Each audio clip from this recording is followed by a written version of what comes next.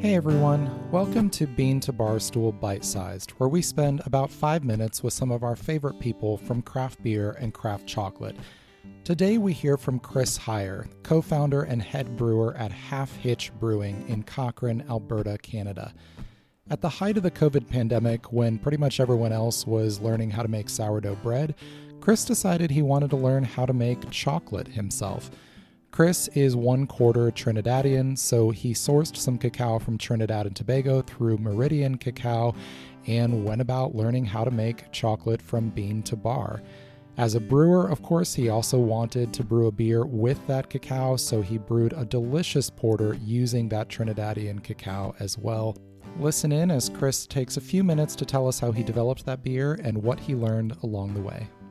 My first inkling was, let's figure out how to, brew a really, really good porter. Secondary to that was figuring out the best methodologies and trying to incorporate the cocoa into the beer. And at that time, I didn't quite know exactly how I wanted to integrate the cocoa. I knew I had time because we were going to be in the tank for like 4 weeks or 5 weeks. Because even when I was making chocolate, I'd go through Meridian Cocoa. I bought like a whole bunch of cocoa bean from Trinidad and Tobago just to try some of these other beans, see what kind of flavors you can get out of it. And I was actually quite astounded, and the variety of flavors you can get. I had some from Ramneth Estates and La Reunion Estate.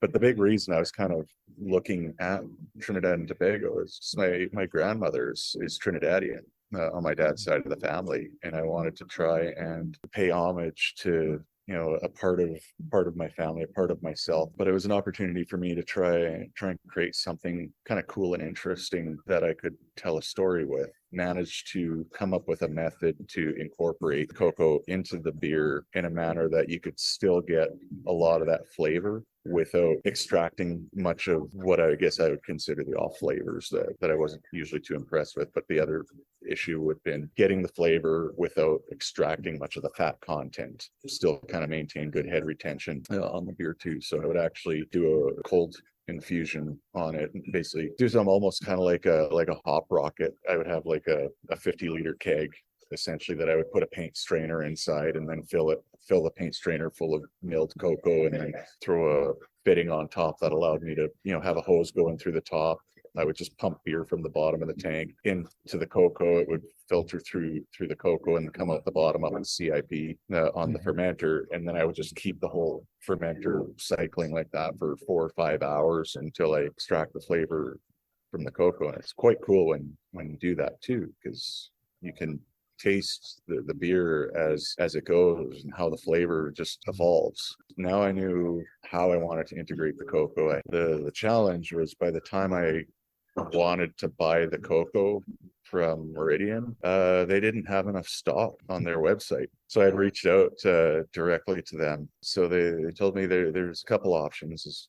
Is one, they've got some stuff coming in and they could ship that, or they've got this other micro lot that they get in specifically for one particular commercial producer. I was like, well, that sounds kind of interesting. So they actually let me buy a whole sack, like a full 30-kilo sack from Jagasar Estates. And apparently from, I think looking at the batch number, it looked like it was one of 3 bags from 2021.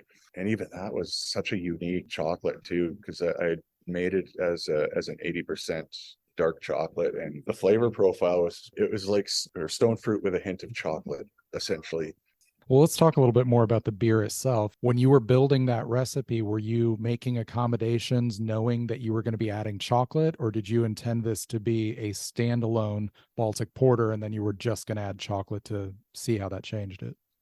So absolutely, I did want to make some accommodations for the fact that I did add chocolate, and probably the biggest accommodation was more just managing how much crystal malt I ended up using in the beer.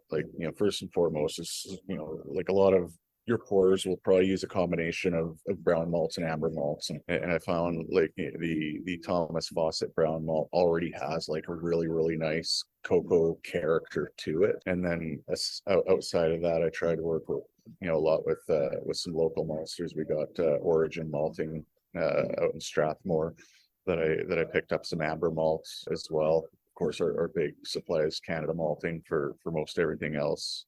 Because I know, okay, chocolate may typically be somewhat bitter, is that I've got to kind of work with some some crystal malts, build a little complexity in there as well. And when working with crystal malts, I like to kind of blend different types of crystal malts, like try to use specialty almost anywhere I can, because it's just such a delicious raisiny, Yeah. sweet dark crystal malt. And so I'll use that. I'll use a little bit of the Caramenic Type 3 because I love that kind of caramel malty sweetness that you get out of that. And then I think I just used like maybe a little bit of Crystal 40 from Great Western in there as well. Like it just kind of that good balance, so you're not overpowering too much.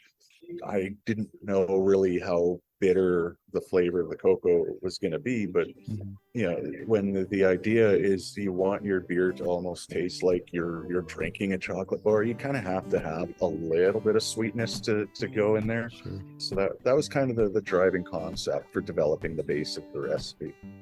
You can find out more about Chris and Half Hitch Brewing, his connection to Trinidad and Tobago, and hear more about how he actually developed the chocolate making process before brewing this beer back in episode 55. I'll share the link to that in the show notes.